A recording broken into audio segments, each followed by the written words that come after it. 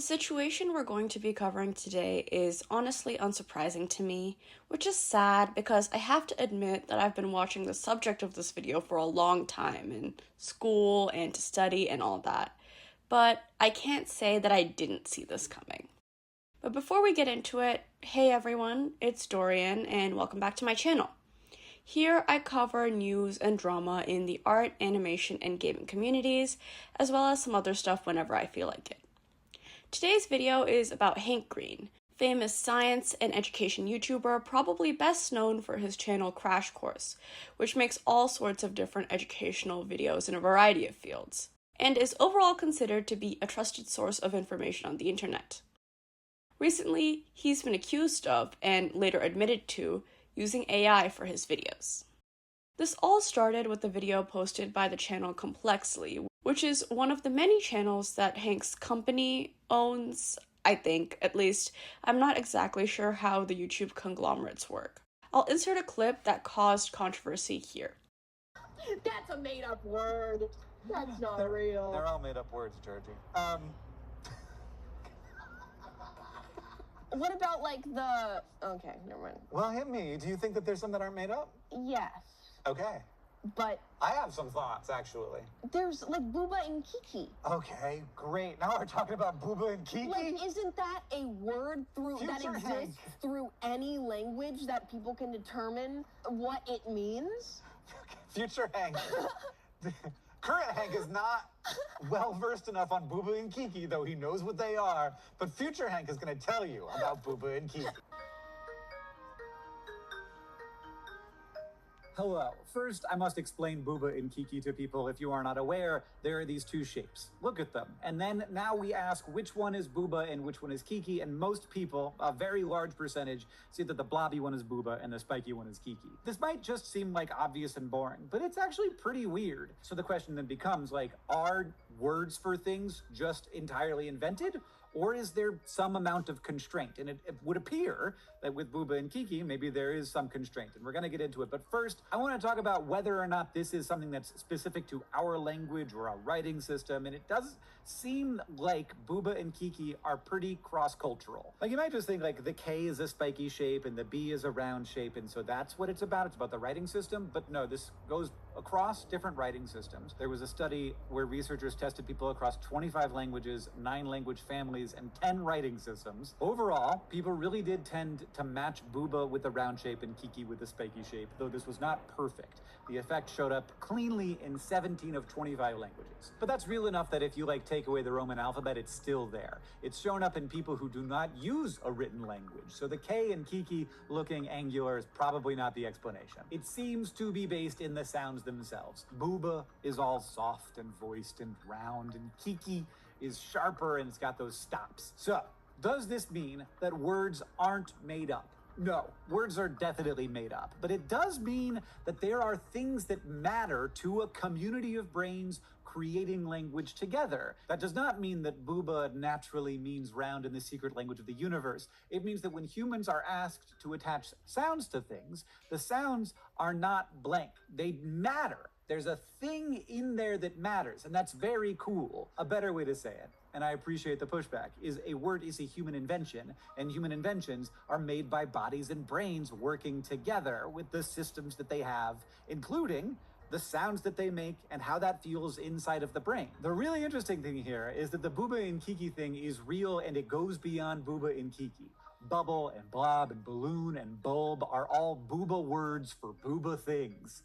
Spike and stick and tack are all Kiki words for Kiki things. However, that's not a universal thing. Like, cake is a pretty Booba thing with a pretty Kiki name. But there was a study that looked at more than 1,700 English object names and found that words for rounder objects were more likely to contain round associated sounds, while words for spikier objects were more likely to contain spiky, stoppy sounds. So words are made up, but we are human and we have preferences. There are choices being made that no one realizes they are making when they are making them. Language is conventional enough that a round thing can end up being called a cake, but language is embodied enough that bubble feels more bubbly than tick. So I do still think all words are made up, but now I would say it this way: words are made up by us, but the things that we choose are not random. The issue comes from Hank saying, "I appreciate the pushback," which many people felt sounded like an AI response that had been accidentally left in the video, as AI does often say stuff like this, constantly praising the user for saying anything to it, basically. I didn't really see this as AI initially, since I do think it was pretty clear that the pushback that Hank was referring to was Soupy Time, the other creator, bringing up a counter-argument to his point. But Hank's response to this confirmed his AI usage, not just in this particular video, but in a lot of his videos. This initial response was posted in a tweet reading, "I produced this under a lot of pressure, so I went and checked my process from start to finish. I did use ChatGPT for research on the script, and watching it, I definitely get an AI feel, so I think it's fair to say that I was relying too much on generated notes." That's a thing that I've been doing, and it's a bad habit at a time when I've overcommitted myself. But I just went on the notes in the script for this, and neither contained the "I appreciate the pushback" line. So this particular moment was an ad-lib in reference to my guest pushing back on me saying words are purely made up. I do think it's notable that Hank claimed to be initially unsure if he even used AI here, and I think it says something, so I'll put a pin in that thought for the time being. This tweet was then followed by a much longer Reddit post that goes more into detail on Hank's exact thought process on his AI usage. It reads, 3 things to start. Number 1, I'm mortified that I've let so many people down, and I think I understand how that happened. Number 2, I'm going to change things about how I make stuff. Number 3, Complexly's AI policy is public and well considered and adhered to by the whole team. I think it's worth reading. Complexly is the nonprofit that makes Crash Course and SciShow and a bunch of other shows I do not write for. The thing that everything we do is based on is that you know that what I'm saying are my thoughts coming from my brain in the way that I decide. I have made that harder, and I'm sorry. I have been relying too heavily on AI as a research aid. It can be very useful for this task, giving me access to a lot of papers I didn't know existed really fast. But I think that has been to the detriment of my work, because it has not given me the freedom to find all my own ways into and around a topic. But for clarity, the origin of the claims in my videos are not "ChatGPT said this." I have been using AI to locate papers and other resources for learning about topics. You are still getting my takes based on what I read, know, and learn. I think what a lot of people have said in this thread about me diluting myself is spot on. Ultimately, what I am most scared of is ruining myself for people, but I have not been managing my impulses well. You need to know that my words are mine. I don't think that this hasn't been true, but I have been moving so fast that my own process isn't actually clear to me, and I want to have it be a guarantee moving forward. What I can't guarantee, though, is that we will agree about this technology or what to do with it. I think it's good. We need a lot of kinds of folks critiquing this technology. I'm not a pure AI hater, which people in the AI industry know. So when I say that the way that these models are trained deeply disturbs me, that lands different. When I say that I think that the speed at which these companies are trying to consolidate economic power should freak out everyone in the world, it's coming from someone who has nuanced takes, in quotes.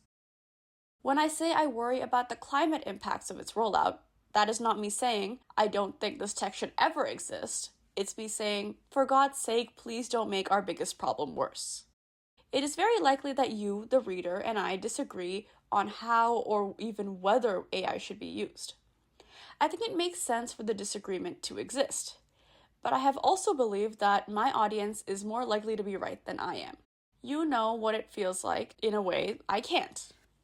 And I am so sorry for diluting myself in this way and harming the thing that we all have built together. As for the "why don't you just make less? No one is making you do this." I'm not sure that's how I work. I've been feeling the pressure of, oh, I have this little video idea, I need to get it out fast so I can get to the more important stuff. And I create when I feel that pressure. But making more things does not make me make better things. It does not make the big thing that we've been doing for 20 years better. I know that I can manage myself more effectively. I want to make videos like the one I made yesterday on Hank's channel, where the writing was the whole thing and I felt it all the way down and have been so enriched by people's responses to it. And sure, I'm probably going to make dumb and scripted straight to the camera thought videos sometimes. and then I'll play connections. But mostly I need to come to terms with the fact that the level of dopamine I've been getting from interacting with LLMs, with doing more and more and more and more, is not healthy for me or good for the world. It is careless and has disconnected me from where people are on this.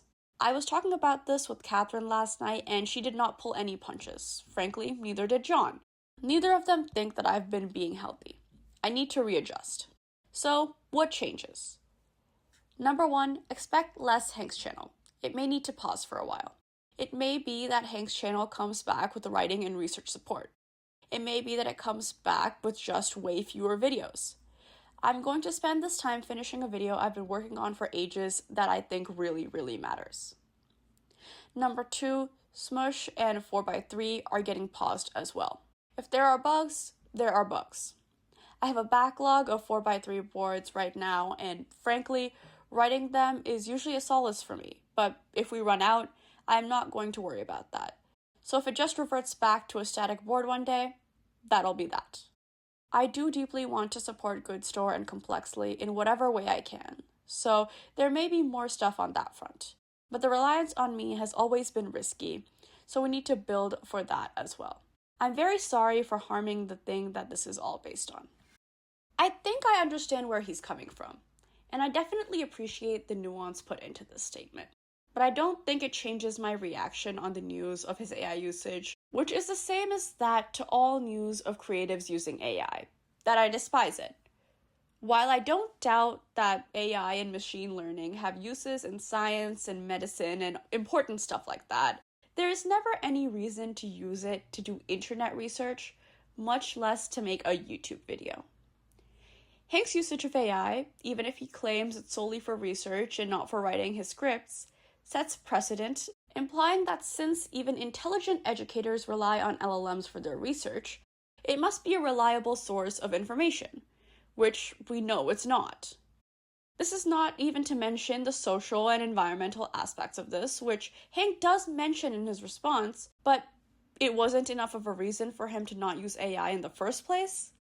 Again, Hank's position on his AI usage sends a message to his young, impressionable audience that maybe AI usage is not as bad as it's made out to be, and that is incredibly harmful. However, based on this response, it does seem like he is sorry about it and knew his usage was wrong while he was doing it. He talks about the immense pressure he feels to produce more and more because now, since there are tools available to be able to do so, and I feel that as well. This is definitely something that's been happening in corporate environments where AI usage has become mandatory in some places. And I guess I can see how that pressure can also be self-inflicted in a YouTuber job situation as well. Especially in the case of Hank, who's been in the game for such a long time and has been put on a moral pillar for so long, I can understand why he may feel like he owes his audience more content. Additionally, he did get diagnosed with and treated for cancer in the past few years, and while I believe he's fine now, there's a lot of questions of mortality and if what you're doing with your life is actually what you want to do that can come from that. And perhaps that's pushed him to feel the drive to create more and more that's still affecting him to this day. I'm glad he's given an actual meaningful apology, acknowledged his mistakes, and provided some steps for what he's going to do in the future. We don't really see that often enough in YouTuber apologies, unfortunately. However, I'm not willing to exonerate him of all his wrongdoings, since, like I mentioned in the intro, this entire situation is definitely not surprising to me. The quality of all Hank Green related videos has been getting worse and worse in recent years. I remember sometime last year-ish, there was a video posted onto the SciShow channel about knitting that came off as really dismissive and misogynistic at times, making claims like knitting has only become useful in recent years because physicists are able to study it. Never mind the fact that humans would have died if we didn't have clothes to keep us warm in the winter. I remember this being a really big thing in the fiber arts community when it happened because it's a very close-knit and female-dominated community. So we're used to people undermining our skills as being grandma hobbies or whatever. But at the time, I personally hadn't expected something like this from Hank Green, of all people, because I had expected him to be educated about these biases. If he was using AI for this video, however, those biases would definitely show through, because AI is famously biased against traditionally marginalized groups, since it trains off of general societal sentiments. I think that's why the reaction to Hank using AI has been so harsh, because his audience is very left-leaning, and they expect him to be too. And if he uses a tool that defends traditional societal bigotry, many people would assume that he supports those things as well. I don't know if he does, I don't know him like that, but I get why his die-hard fans would be upset. I personally will not be watching him anymore because regardless of the reason, even if it is sympathetic, if you're willingly allowing potential misinformation in your educational videos by using a tool that's known to do that, I gain nothing from watching that content. I hope Hank is able to understand that and does truly scale down his AI usage in the future. I was going to end the video there, but during editing, I realized that Hank had posted a video response to all of this, so I'll include a clip of that here. So last week, I posted publicly about how I have been so enticed by LLMs, always starting on a new project or prototyping a game or researching climate change regulations and 18th century organic chemistry and the history of screwdrivers all at the same time. The more time I spent with it, the more every problem was starting to look like an LLM-shaped problem, and that's dumb. Of course, because of how online discourse works, some of the response has been silly or bad faith criticism. No one is using AI to write crash course videos no matter what an AI-generated headline said. Complexly's AI policy is years old.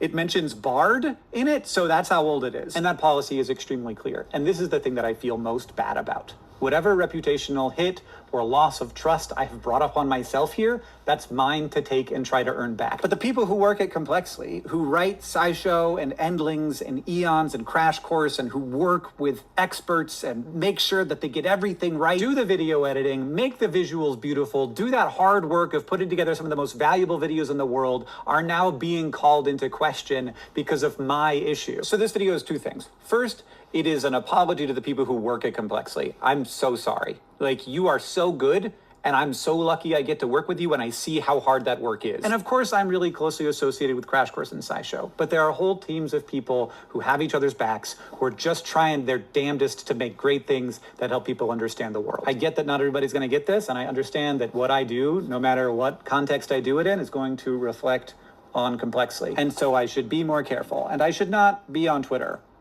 Everybody agrees I should not be on Twitter. Second thing, following Complexly's lead, an AI policy. This all started because I said I needed to realign the way I use LLMs. I have thought a lot about that this week. I've become too reliant on them for advice, for editing, and for sourcing, so I'm creating an AI policy for myself. One of the things I've been hearing in the discussion around this, and I'm glad this discussion is being had, is that this is a good idea. I encourage creators to do this. It doesn't even have to be public, just have it. I wish I had had it. Another thing I've been hearing is that people don't want me to make stuff because like I'm rushing through a list of boxes I need to check off a list. I have never felt this way. Like sometimes I will want a video to be more elaborate than it ends up being because I need to be done with it. But I only make videos that I think are valuable. I don't like have a schedule that needs to be kept. I stopped doing brand deals at the beginning of the year on Hank's channel specifically because I didn't like having that lock-in. So it's not that I don't want to make stuff. I want to make too much stuff and I am convinced that it is possible. That's the problem. Whether it's an attempt at like legitimate analysis of the very weird world that we find ourselves in, or it's just goofing off, I want to make that stuff. I like making videos, but I want to make sure that I like making them, not just having them be done. But that I have heard from people that they feel like I might just be checking boxes, that's a fault all on its own. And I think there's lots of opportunity for me to be more choosy in a way that results in like only good outcomes. For like me as a person, for the content and for the audience. Like, ultimately, let's be honest with ourselves. There's not too few YouTube videos. I still don't have the certainty that I would love to have about where we are right now or where we're heading. But having sat for a week and listened to this conversation, I feel more aware of what my job is right now. And a huge part of that is to be myself. Making more things does not make me make better things. And people need to be able to absolutely trust that my takes are my takes, which they are. And I know that there are a variety of perspectives on what AI should and shouldn't do, but for me, you can see the policy in the description. Everybody, thank you. John, I'll see you on Tuesday. I think that this is good, for sure, but I don't think it hits all of the marks for me, at least.